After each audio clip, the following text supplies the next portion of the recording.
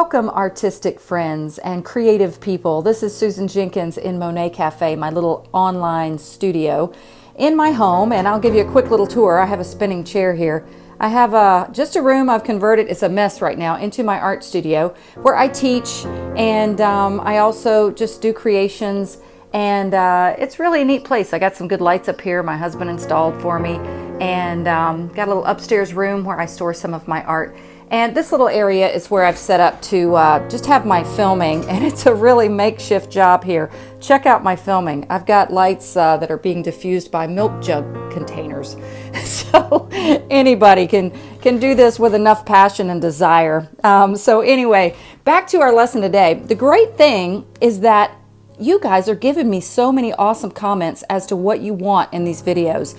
And so I am listening, and I'm going to try to fulfill those wishes that you have, and hopefully you'll learn a lot, and I appreciate it. Keep those comments coming. If anything, we're going to have a lot of fun here. So this lesson today, I am going to do a real-time video, because many people don't want the speed videos, and you want me to kind of talk through it. So I'm going to do that. And also a neat comment that I got was someone said they'd like to know what I'm thinking while I paint. And a lot of times it's just very spiritual. I put on music a lot, and maybe we'll drink some tea, burn a candle, and it's just a really relaxing spiritual time. So I have a lot of wonderful thoughts in my head as I paint, but I'll try to share some of those as well. So what we're going to do today here is we had a lesson a couple of videos ago where I showed you how to prepare your own pastel surface. So if you'd like to know how to get to this point to make your own sanded pastel surface, you can go back to my other video. I'll try to put a link in it here in this video. So this is just a board. It was some old mat board. I had actually a lot of sheets of it that I was using to frame my pieces. And I use it now to cut up to make my own pastel surfaces. So go back to that video and you will see the method that I use and the products that I use to get this sanded surface. And there's reasons why I use this color. I love it. Once again, kudos to artist Rita Kirkman, pastel artist. And again, this is for pastel work, not acrylic or oil. Yes, you could do acrylic on this. I mean, really, because it's a good surface, but it's primarily for pastel in this video. But in the last time when I made the surface, I didn't do a painting with another wonderful thing you can do before you paint to get a value study. This product, this Color Fix Primer, it's the terracotta color. I use it, again, I learned it from Rita Kirkman, to make a value study before I start painting. And if you take a look at my, I have a pretty popular video on my channel, it's my poppies painting, where I use this exact same technique, and a lot of people have asked, how did I do that? What was that product? So this is the product. I'm going to do a value painting with this today to show you how I do it, and then go ahead and get started on a pastel painting. I've got a few things I use to do that with. I use brushes, and sometimes a little foam brush here if it's a bigger area. And I start everything off with a little sketch, little pastel sketch, or it's a pastel pencil. And that just gives me my basic idea before I get started. But I want to make note that I did 2 coats of this, and it's a little darker than I normally work. It came out darker. Normally it's more of a yellowy orange color, and so my value painting is not going to be what I typically like, but I'm going to give it a shot anyway. And also I want to give you guys just even more information. Another question I had was, how do I get my reference photos? How do I go about that? Because you know, you got to be really careful with that, because so many things have a copyright online today. So I've got multiple ways that I do it. One thing you want to do, you want to become a student of God's world. I'm going to show you some images here. I keep my iPad right up here, but I'm going to just insert these photos into this video so you can see them more clearly. What I do is I take my own photos, or anybody from my family. This one photo happens to be a picture my mother took. She lives in this beautiful area of Live Oak, Florida, and she takes some great photos just with her iPhone. And so I will just, if I see one I like, I just save it to my phone and refer to it back later. But this was just a beautiful photo. I thought it would be a simple landscape photo to use for this particular example. Now, what I often do, which is the neat thing about computers, and even, you know, it doesn't even have to be an advanced computer, you can often convert a photo to grayscale or to black and white. And what that does is it allows you to quickly see the values. If you've been on my channel long, you may know that I talk about value all the time. Having accurate value is what's going to make your piece beautiful and more artistic and more correct. Now you can get color, you can go crazy with color as long as you're in a good color palette. And it doesn't have to be the correct color that's in the scene, but it has to be the correct value. So that is so important. And very quickly in this, we can see right away what is the darkest thing in this. It is those trees. Trees are always a darker value. Of course, they get lighter as they go back in the distance, but because they're vertical, they're going to have those shadows underneath them, and the sunlight's not hitting that vertical, which is perpendicular to the ground. So we can quickly see, if you another great method is squinting your eyes. Even if you don't have it to grayscale, you squint your eyes, you can see, wow, those trees are the darkest. And then most likely after that, the field is kind of a medium value, but not too dark. And then always in the sky, you've got darker values towards the top, the heights of the sky where it's higher up. And then the values get lighter, typically, okay, this is all typically, as you get down closer to the horizon. So you can see how there's a gradation of values in that. And I may not do all these clouds exactly like that. But the next thing that I do is I'll get inspiration from other photographs or other things. There's nothing wrong with doing that. So I liked the color scheme in this. This reminds me of how in Live Oak they have these beautiful flowers that bloom in the spring. They're actually just wildflowers and they're so gorgeous.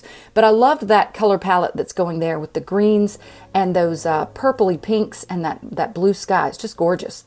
And if you've seen some of my artwork, you know I love roads, so I'll probably throw a road, even if it's just a hint of a road. Sometimes it doesn't even need to be very obvious.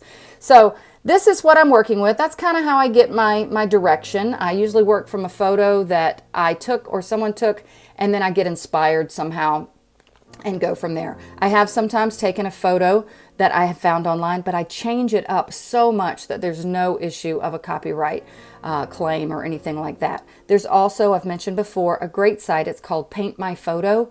I can't remember the exact name of the website, but if you type in Paint My Photo, Google it, you'll find it. And it is a place where you can get all kinds of photos people have posted to where they want you to paint them. So that's really neat. And if you like to paint people, a great app is Sketchy. It's a wonderful little app where people upload pictures of themselves just for you to draw and paint them. It's very cool. And I think it's SKTCHY. So that's a lot of information before I get started, but you guys asked for it.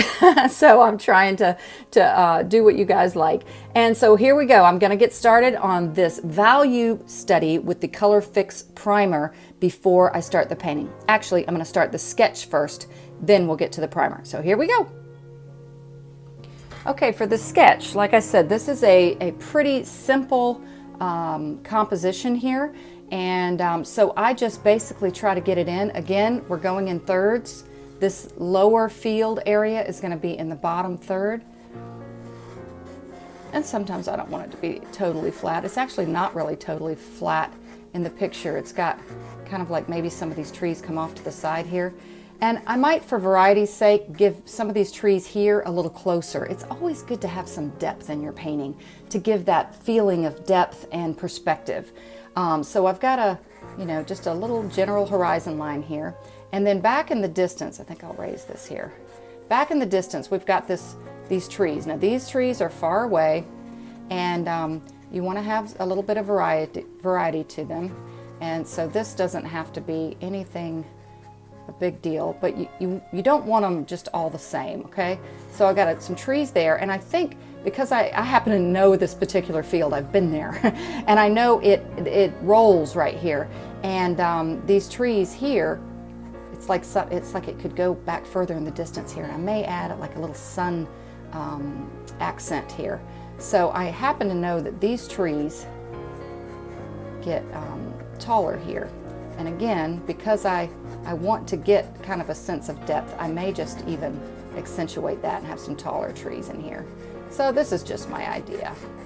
And again, sometimes you have to work from reference photos exactly until you do things enough, and you kind of can start getting creative and imaginative. And so now I think, where do I want this road? I think I might, it looks like it would be neat if it went back around here into this area here. And roads typically, of course, like we learn in school, they're going to get smaller and lighter as they go back. But I kind of want to just meander it a little bit. And again, this is all very subtle at this point. And sometimes I don't like the road to enter right at the middle. So it's neat to me to have it come in. And again, this is not going to be a straight line by the time I finish this or anything. It's going to be some grasses and some flowers. So again, see how I'm using the reference photo just to get an idea, and then I can start getting kind of creative. Again, you get better at this the more you do. So we're going to have it somehow go like this, and all this could change a little, and I make corrections as I go.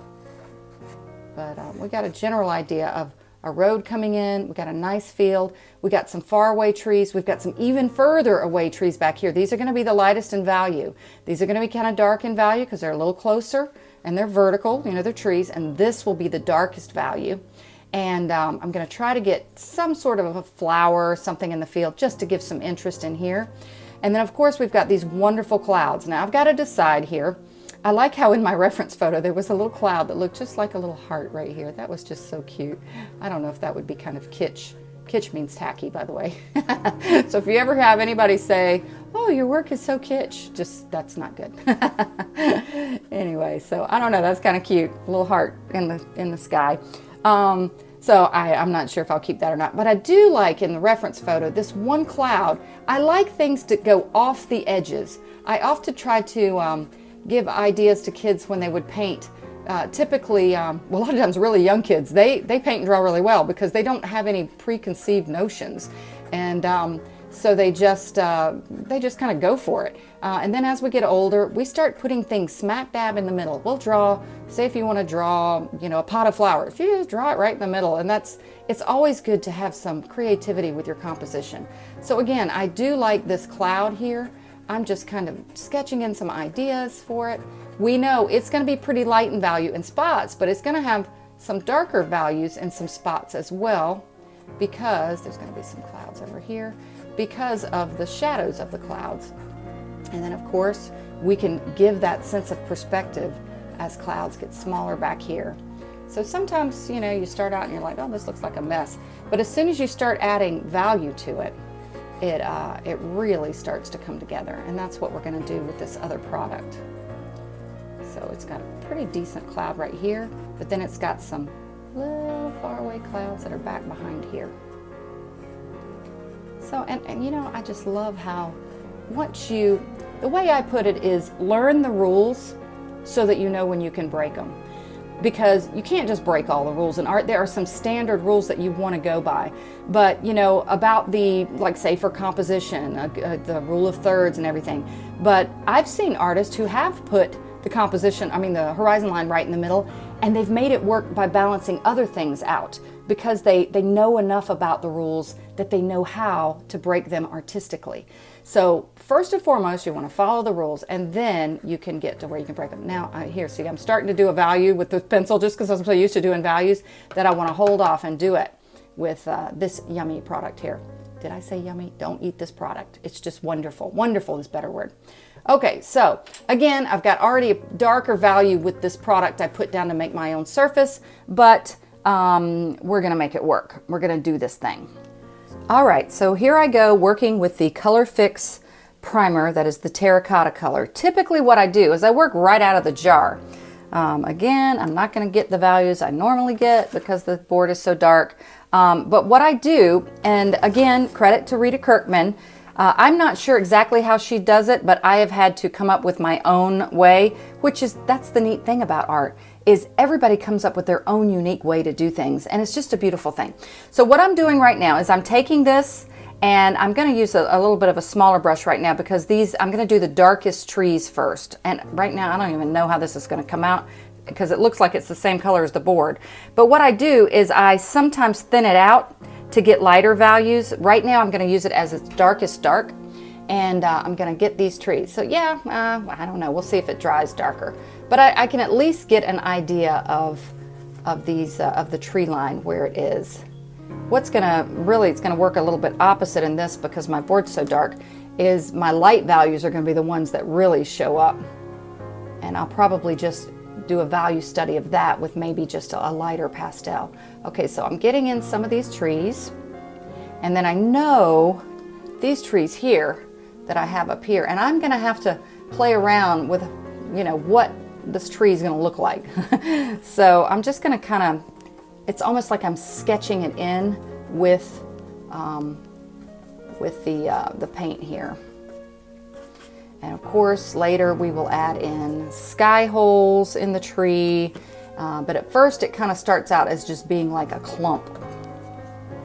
Next time I'm gonna really, I'll probably do another one of these with a lighter board because you're not getting the full impact here. A lot of times with trees, you don't see like a solid trunk. You'll see little trunks within there, but sometimes there's some little growth growing down along the sides here like this. So we'll do a little bit of that, or grasses or whatever. Okay, and I know already that along roads, typically, now I'm doing this as you want to consider your source of light, and I'm going to have the light source be back here. In the photograph, it appears that the sun is above the clouds.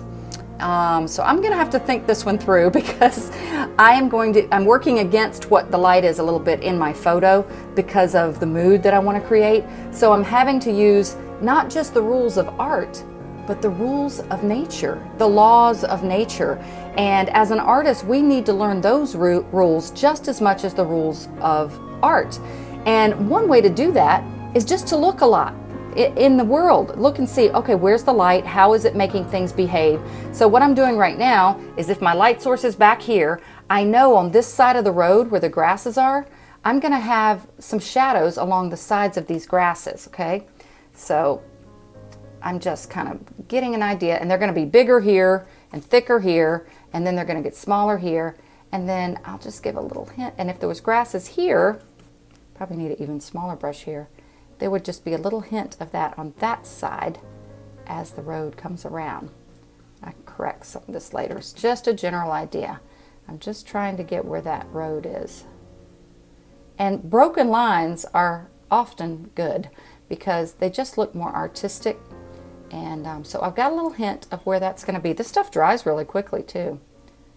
Got a little idea of where this is going to be.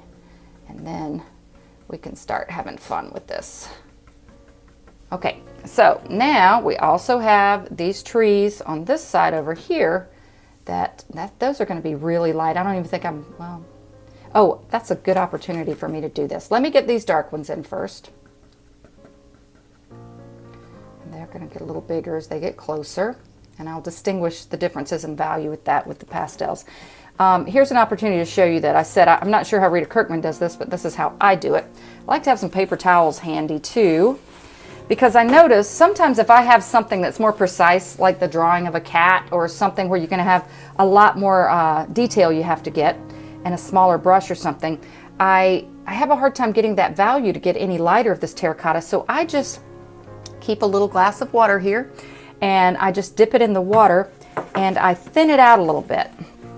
And I've just got a little, actually this is from my local Chinese restaurant. They give these great little containers, and they're awesome little art containers. So we improvise a lot as artists. So what I'm doing is I'm trying to just lighten up this value. I'm dipping it in water, and I'm getting it thinner, much thinner, with more water in it, so that I can get this not as dark. And again, if you noticed in my poppy painting that has the same technique, I do a lot of that, thinning it out, and the values in the distance are much lighter. So check that one out if you want a better example of how to apply this product on a surface that's lighter than this one. That's a much better idea. But at least I gave you the idea of the product, what to use, how to use it, and how you get the values.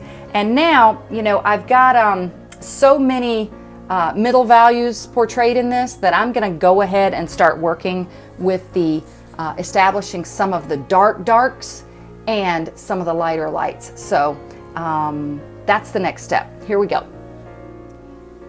So now I have picked out a general color palette and of my pastels, and often the way I decide on how I'm going to approach the painting and the palette and the mood is when I go to pick these out. And you know, I was just looking again at my original reference photo and then also being reminded that I know of these beautiful flowers that it has, and I'm gonna go by what I know that feel to be. And I decided, I guess I'm just in a happy mood right now too, to go with some of these happy mood colors. And I'm gonna go with the kind of a traditional happy blue sky. You know, I find it interesting that everybody that's non-artistic typically tends to paint a blue sky. And again, the neat thing about being an artist is you start to look at things so much more in the world. And there are so many different colors to the sky that you can paint. In one of my videos I have on my channel, I have just a beautiful pink sky with some orangey glows to it. And you know, you can actually even have a green sky. If you have the values right, there are certain days when it's maybe a little foggy and just the conditions are right, and the sky can actually have a little bit of a pale green glow to it. So again, vary your skies up, but keep your painting and your color palette consistent with whatever your sky color is. It has to be the right mood and the right, again, color harmonies going on. So that is my method of how I went about choosing how I was going to approach this. Is sometimes it's just the mood that you're in too, and I want to recreate this like I know it. So this is the color palette I've chosen, and first what I'm going to do right now is start working on those values and get my darkest darks in first. All right, I apologize, that last part was out of focus a bit, but it should be in focus now and ready to go. All right, I know that this is going to be my darkest value. It is a tree. Upright trees are always darker in value, but it's the closest in the scene, so it's going to have a darker value than the trees that are further back here, okay? These are probably going to be my next ones in value. So I've got kind of a nice, you know, sometimes what I do too, I don't know if you guys can do it, is I paint with my other hand. It actually causes me to be a little bit more spontaneous and not so regimented in my strokes. And it creates a neat effect sometimes. Now, I kind of have an advantage. I'm left-handed, and if you're left-handed, you typically are more able to do things right-handed because we're in this right-handed world. And so I have to learn to do things right-handed all the time. When I was in school, I had to cut with right-handed scissors because there weren't any left-handed ones, you know, things like that. Now, it's a little light right here, so I'm going to darken it up a little bit at the tree base. And again, in pastel work, along with acrylic, I know, and oil, you work dark to light. And I mean, you can add your light values, but if you're going to have dark things, you put the darkest down first, and then you can add the lights on top of that. So that looks pretty good there. Now, I'm going to go ahead and add this for these trees back here because I want to get that dark undertone, and then I will do lighter on top of that to cool it off a little bit. And also too, I know we've talked about this before, things get cooler in the distance in color rather than warmer. So these distant trees are going to be a cooler temperature rather than a warm temperature. I'm finding I'm getting better at talking and painting. Sometimes it is fun just to paint and not say a word, just to put on some music and get in that beautiful place that's very spiritual. I love that. All right, so let's see here. Now, these are going to be, actually too, I might can add some warmer colors in here. That is a little cool right here because these are closer. So I might can add in, this green is warmer than that green. This is almost like a teal bluish green, okay? So because these trees are closer, there'll be some warmer tones in these trees. And you want to, again, consider the source of the sun. Again, I decided against one of my thoughts, which was to have the sun coming from back here. I've decided to keep it like the scene is, and then the sun is coming from above. So most of my highlights and where the sun is going to hit is going to be kind of upper these sides of things, okay? And again, this tree, I'm not going to focus on this right now because I'm getting more of a value study, but this tree is going to have some of the warmer tones in it when we're finishing up. Now, I'm going to go ahead and get in these values for this road. Again, just getting in the some of the darker values. We've already, again, I talk a lot about other artists. If for any reason you subscribe to this channel, just to get other channel ideas, because I love to give praises to artists that I really like. One of them is Karen Margulis. And what I was going to say here is she always talks about laying down the dirt. And that's more important when you're working on a surface that's light already. I already happen to have a color that's kind of like the color of dirt because of the Rita Kirkman process. So I don't have to focus on that as much, but I do sometimes like to get some of those colors in. This is kind of a nicer, darker color here. And a lot of times when if the sun's coming from kind of this direction, you're gonna have some more like shadows and things coming across this road. So we're gonna work on that. And might have a little bit of that over in here and a little bit kind of beneath these trees. Fun working with my right hand here. Hope I don't mess up. So anyway, we're getting the general values in again, and looking again, I'm still looking at the black and white here, okay? Later I'm going to work on like some shadows in here, but right now, I think I need to get my wipes. I found that just keeping some little like baby wipes or something is really helpful. So let me grab those. Okay, I have my clean hands again, semi-clean anyway. And now I'm going to start working on the sky values. One of the reasons it's good to get things in whole for the most part and not just start working on these trees and making them look just like you want is because it greatly influences your painting, the colors and the values, if you don't go ahead and get everything down in basic first. It can really mess you up if you don't lay things out value-wise at the beginning. So now I happen to remember from my photograph, that's that little photograph of those flowers that I love. I really love the colors of those sky. And believe it or not, in the uppermost parts of this sky, I'm gonna start with the darkest blue first. And I'm gonna kind of just keep in mind a few clouds there. Hopefully they come out okay. So I'm gonna get some of this darkest blue in here first, up towards the heavens. I like to think of it as being bolder. Not sure if I'm going to keep that whole cloud there or not. We'll see. So I'm going to get some of these up closer to the top, and then I can gradually lighten it up with other pastels as it comes down. All right, so we're getting that dark value in at the top. This is going to make it a little more dramatic. And now I have another blue. Again, it's going to pale out as it comes down, get a little lighter in value. Another neat thing is by having your painting, just putting a piece of old newsprint here, is you can clean your pastels off really easily. You don't want to work with dirty pastels, and it's just really neat to be able to clean them off like that. Back to being left-handed here. You know what I see in this? Sometimes some people have more sensitive color receptors in their eyes, and typically those people are the ones that love art, whether you can do art or not. You just appreciate it. And sometimes I see colors that I'm like, man, I see purple in there. And it's a little bit of a darker purple because it's up top. That's too light. That's too light with that sky. So let me grab, I've got my pastels right here. All right, this might be a little bit more of a better value purple. Yeah. Okay, so what I'm doing is I'm making that blue more interesting now. It's the same value as this blue, or very close, okay? Just squint your eyes. This one's maybe a little bit lighter. But it's just adding some interest in the sky with some of those purples in there. And just that color is just everything in this. It's just, I love color.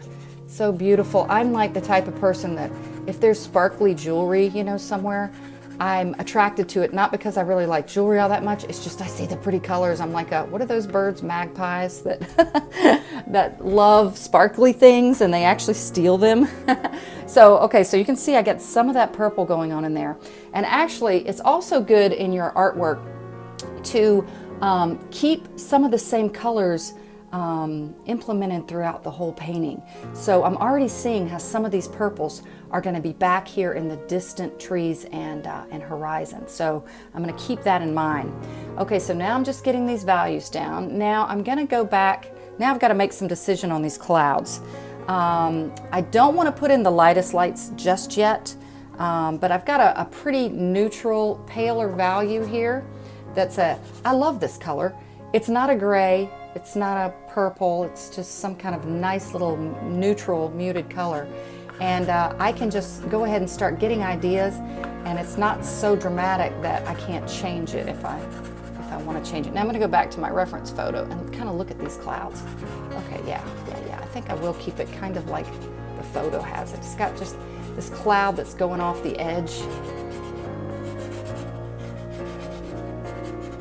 And let's see here, we got a little something going on right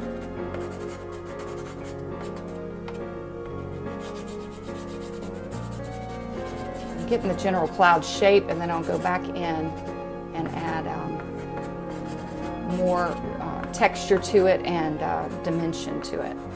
Okay, and I got some clouds going back here. Go back to doing my right hand again. And again, don't get frustrated if you're like, oh, this seems like so much. How do I do all that? That was exactly where I was too, because I tell you what, I didn't know anything about pastel painting.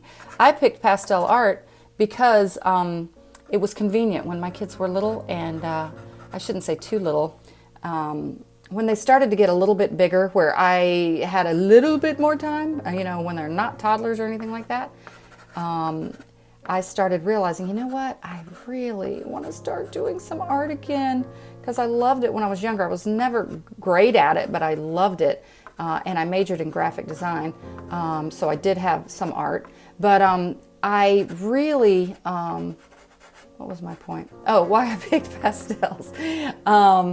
I really loved how I could work with pastels, and if I was needed, like I could take somebody to football practice, I could just leave them there. I didn't have acrylics that would dry up, and now since then I've learned there's various things you can do to work with acrylics and other paintings too. Watercolors are also very user-friendly. You know, you don't have to worry about them drying up. So that was my reason for pastels, but I had so much to learn.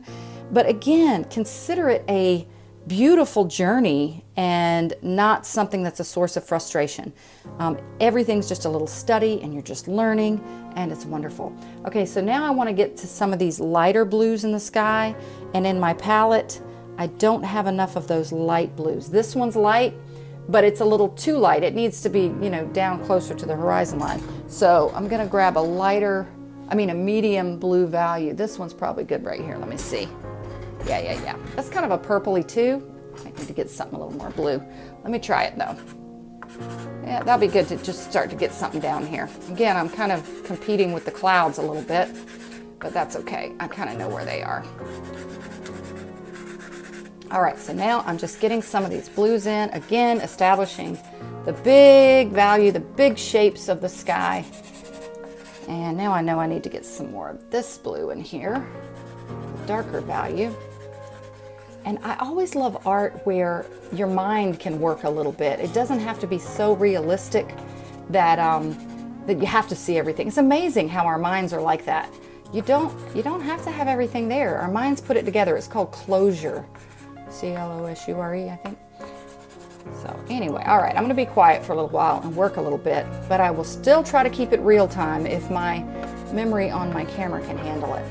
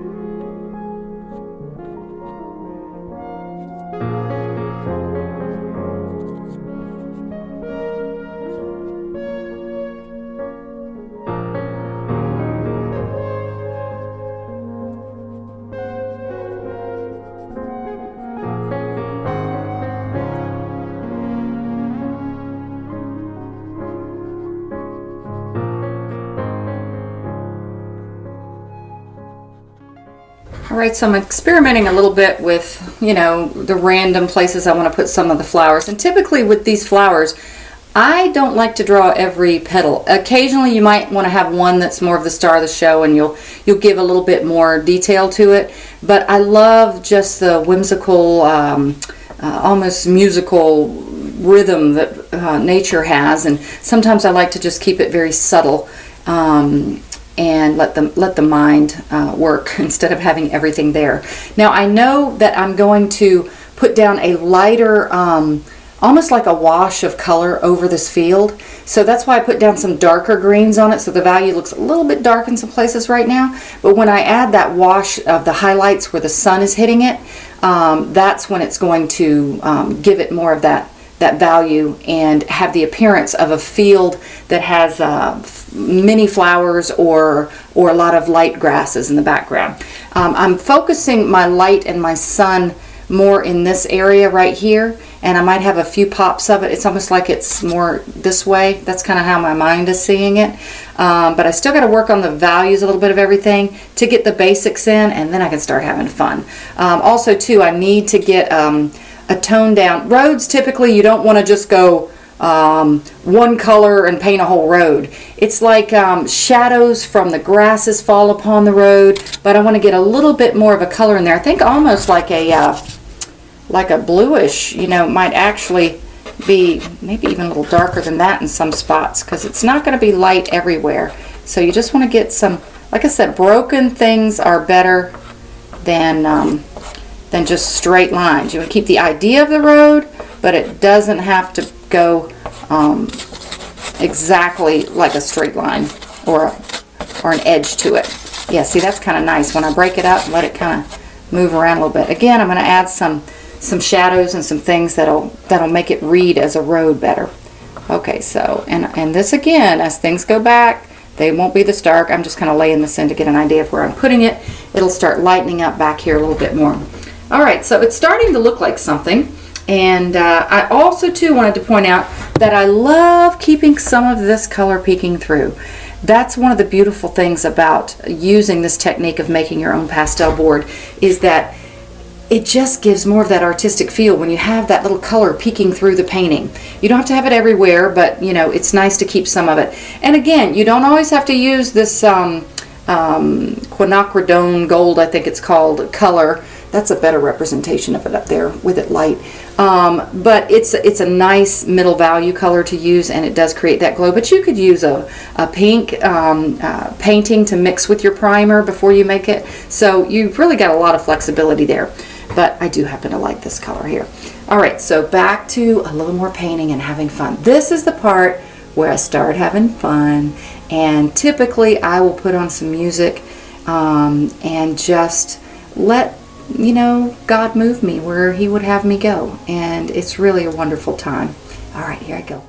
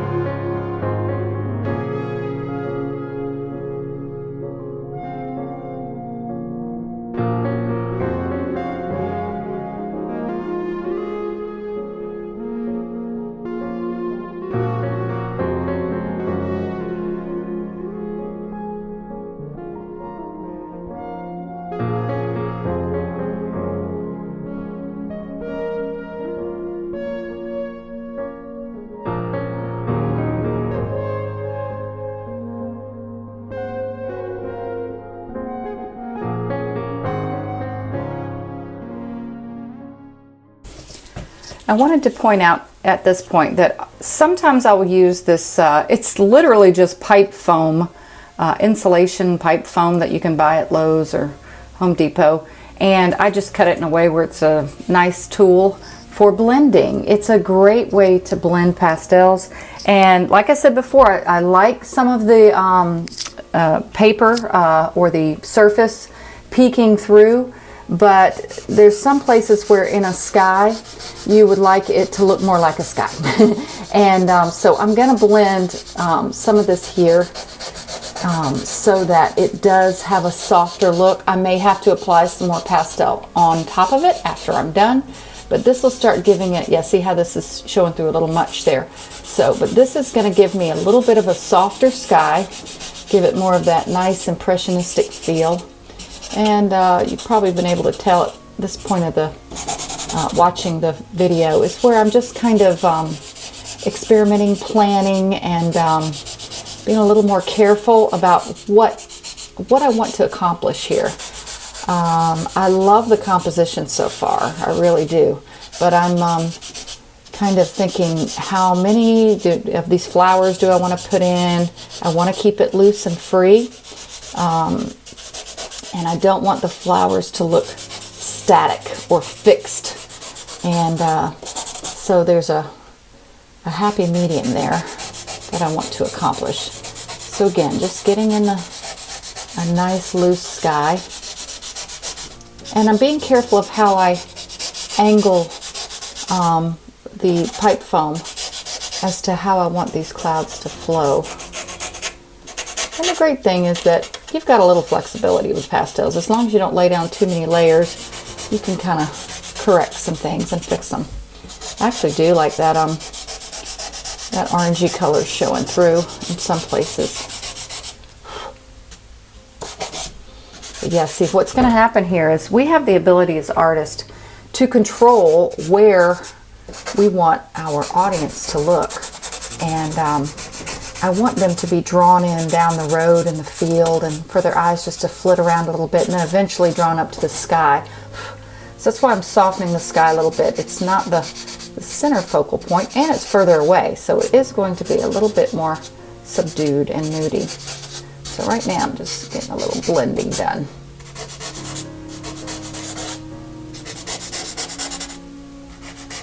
Again, things are always, again, I use always loosely. Usually at a tree line, you're going to have a lighter value just above the tree line, and it kind of gives a neat little glow behind the trees. And I'm going to go in and accentuate that even more since I'm blending it all like crazy here. But see, that's already given it that nice little Monet look. Monet Cafe. I love Monet's work. That's one of the reasons I named my little channel Monet Cafe. Plus it rhymes. And I like coffee. But I like just the idea of a little casual place where we can all be together and enjoy this wonderful ability God has given us to create. You know, we're made in His image. And a lot of times people have different ideas as to what that means. And I have a lot more I could go into here, but one of the things is that we have the ability to create. Now, we can never create anything totally original because we're always working from what He's already created. But we have these creative minds and we can totally enjoy God's world. Man, I sound like Bob Ross. I'm sure some of you people listening have heard of Bob Ross or know who I'm talking about, but so many people loved his happy spirit when he would teach. Okay, so, oh yeah, that's definitely looking moody like a sky. You've got a situation when you have your prepared surfaces that you are susceptible to having the texture show through as to how you made your strokes. Some people don't like that. I happen to like it. But sometimes you'll get a random stroke, you're like, man, that's pretty. I'm seeing that right in there, so I might do something to camouflage it. It's just too obvious right there. But I happen to like sometimes the texture and the lines showing through. You know, it's like we're not trying to create a photograph here. We're trying to create something artistic, and often those just add to that artistic feel. Okay, so now I'm going to get back to just painting and relaxing.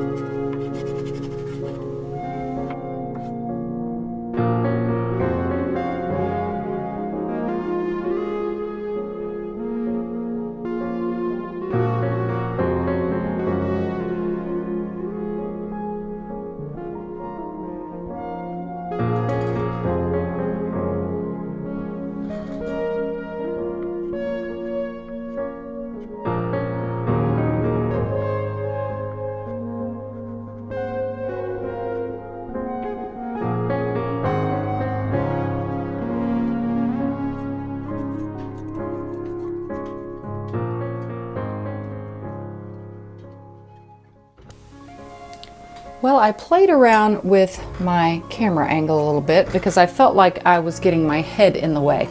Sometimes it's tough being artist, videographer, and writer, director, producer, but I love every bit of it. It's really, really fun. And you know what? I feel like you guys are right here with me. Sometimes when I'm painting, I'm like, yeah, there's going to be somebody watching this while I paint, and that always is a good feeling to me. Feels like I'm not alone in my studio. Kind of neat. So anyway, right now I feel like I like this purple up here, but I feel like it's a little too strong right now. So I need to incorporate it somewhere else or tone it down. I also feel like I've added some nice purpley shadows down here, but right now the road looks more like a brook, which that would be cool too, but then a road. So I need to get some more road colors in there, which actually a good road color is actually what's underneath here. It looks, you know, a lot of times you have dirt and debris and stuff on a road. I've got a lot of darks right here. So I think before I get too focused on the road, I'm going to finish up some more things. I want to keep this tree loose, even though it's in the foreground. I don't want it to be so precise that you see every leaf on it. As a matter of fact, that's just, to me, that's not my style of art anyway. That's more for like photorealism kind of art. And again, I'm like, why not just take a photograph? But anyway, so let me get a little bit more going here. I'm having fun at this point. It is really nice. Typically down at the roots of things are your darker colors. So that's why sometimes down at the bottoms of things you want to get some darks, because the clusters of flowers and things are going to be down towards the ground like that. But you got to be careful. And again, some of this comes from doing a lot and looking a lot so that you can do it somewhat accurately. There's some randomness in nature, but there's also order. So you want to make sure you get a good balance of both so that it's believable. All right, let me just start playing around some more here.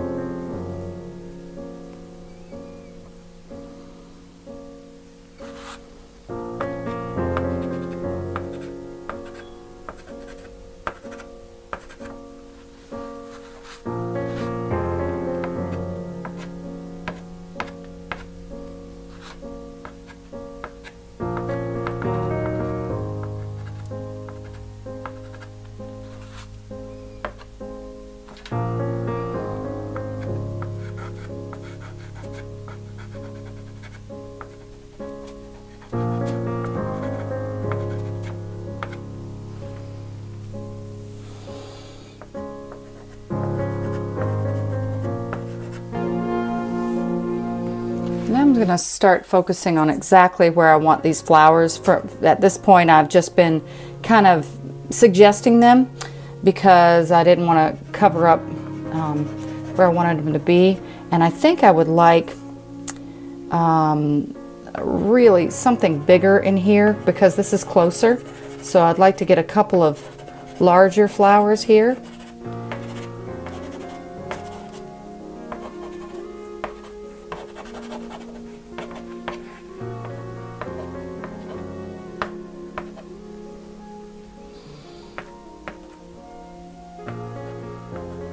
Again, I have some lessons and videos of talking about how to give that illusion of distance. And of course, we know things get smaller in the distance.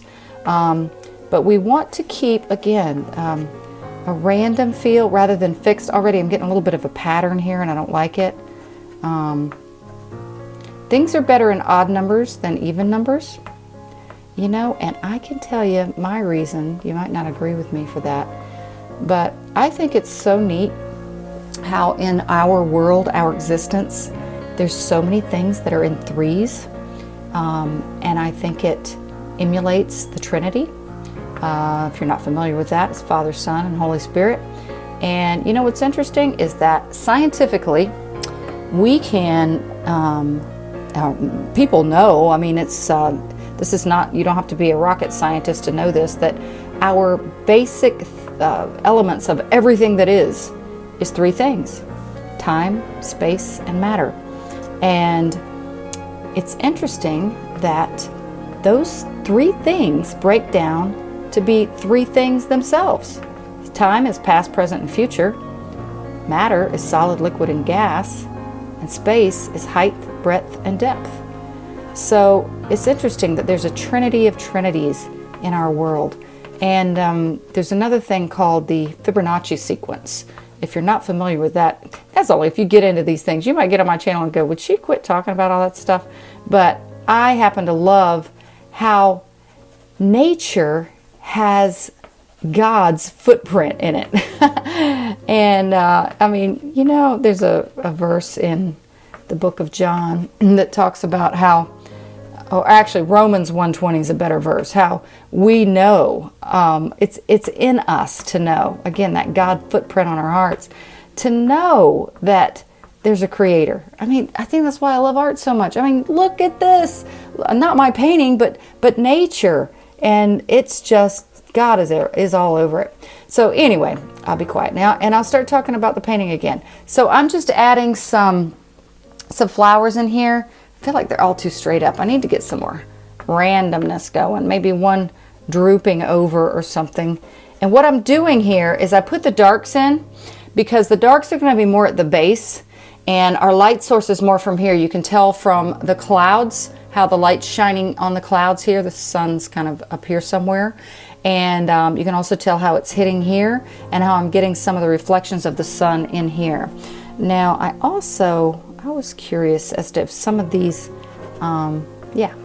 sometimes when you're doing even pink flowers, there's little hints of some red or something in there. And so I'm getting a little crazy here, but I got to start paying attention so that I am following a general sense of nature's laws. But it's fun. Oh yeah, that's so fun. Now, the way flowers tend to work in the distance is they're more spread apart when you're up close, and as things get further away, they become more of a blanket of flowers rather than individual flowers. So you want to kind of methodically place where those things are, and this is too dark of a value for back there for the flowers. It kind of looks good for that road. You know, like I said, I don't want it to look like a river, but it's not as good for the flowers. But you want to make a blanket of flowers, and I've unfortunately gotten a little bit of too many layers on here, because when you make your own pastel surface, it doesn't have the grit sometimes of, like, say, UArt paper, and you're limited in how many layers you can put down. So you want to start paying attention to, am I over building up the layers here to where it's going to start looking muddy before you know it. One of the wonderful things about pastels is the vibrancy in it, and if you start to lose that, you're really going against what the quality of pastels. That was actually too dark of a value back there. That's a beautiful color, but isn't that funny how I put it down there and that's already too dark because I had added a really pale color there. I'm going to try to recreate that if I don't drop it. It's another thing. Fumble fingers sometimes with pastels. So again, in the distance, things get paler in value and paler in color, lighter in value and paler in color. And then we can, there's going to be a few little highlights on some of the grasses, but you don't want them to be precise in the background. You want them to be just hints of it and not individual grass blades. You guys may be regretting asking me to talk in my video, because I've figured out I can talk while I paint. It's awesome.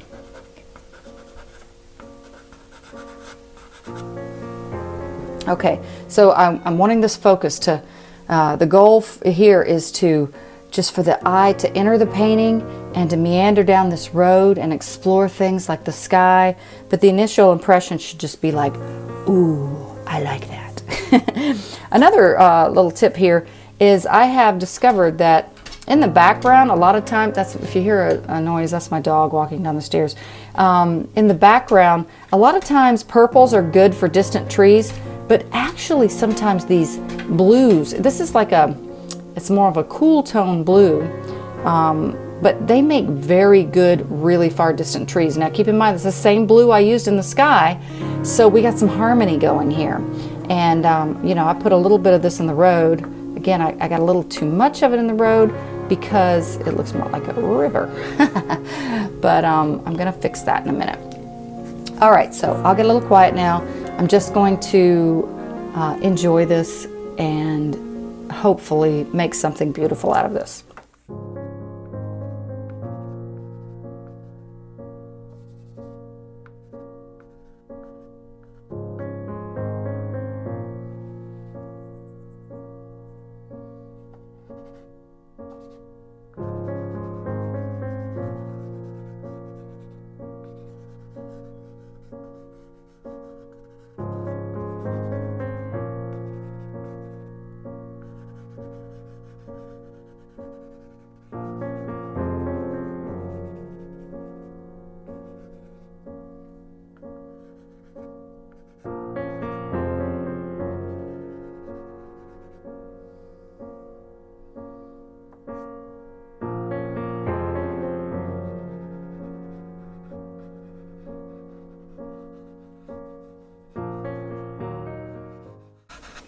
I'd like to point out here too, with pastels, you have the ability to control your touch. Like right now, I'm rubbing so lightly on here just to get a little bit more of this blue down in here. I'm gonna go over it with some of the other blue, but I felt like there was too stark of a transition there and not enough of this color down towards the middle areas. All right, so I'm being very soft with my touch here. All right, now I will take that other blue that was a lighter value and just blend that a little bit. Again, I'm getting the lines from the homemade pastel surface, but I happen to like that. And I do like the little bit of that surface showing through the clouds. If I was to take this sky and make it just like a solid one of these colors, it would be so boring. The neat thing is that in light and in God's world, colors are an array of colors. Like the spectrum from sun's light is really all colors. You know, if you could take a prism, you can separate it and see that it's all colors. So to have one flat color is really not a good representation of reality. I don't often use my finger, and when I do, I clean my finger off a lot, and I only use it when I'm staying in a similar color area, because you can mute your pastels very quickly and make them muddy and dull. But I'm trying to get some of those lines out of the sky because I think it's a distraction in this case. If there was lines everywhere, that'd be different, but I just got a few of them here and there, and I don't like that. So just again, a light touch in a couple of places. I like the fact that these clouds are just a little wispy, and sometimes in a painting you can have really dramatic clouds, and they are the focus. But in this case, I just want the clouds to be a little bit subdued. They're not the star of the show. So I gotta stop so I don't overdo this. But that did give a little bit more of a impressionistic feel to that. I like that. Okay, so I'm gonna get to work and be quiet.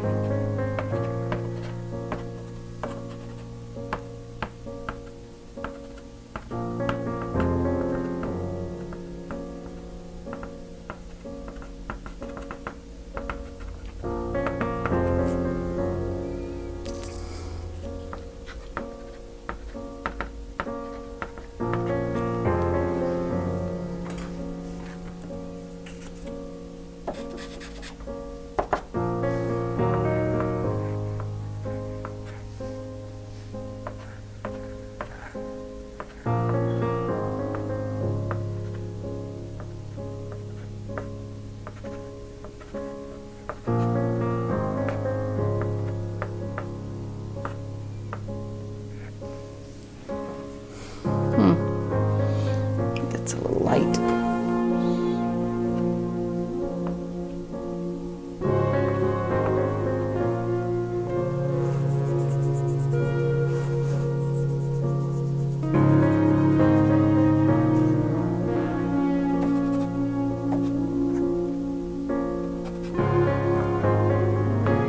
Yeah, that's better.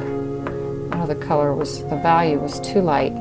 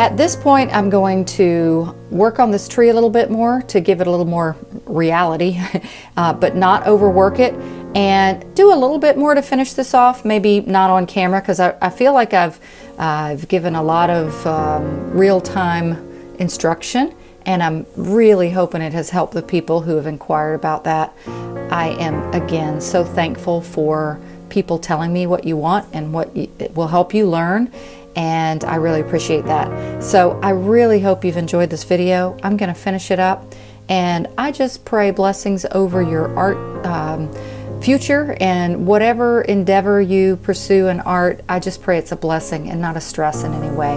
So thanks, guys. I'm going to finish this little tree now, or big tree, and hopefully this will be something that is pleasing for others. All right, bye, guys.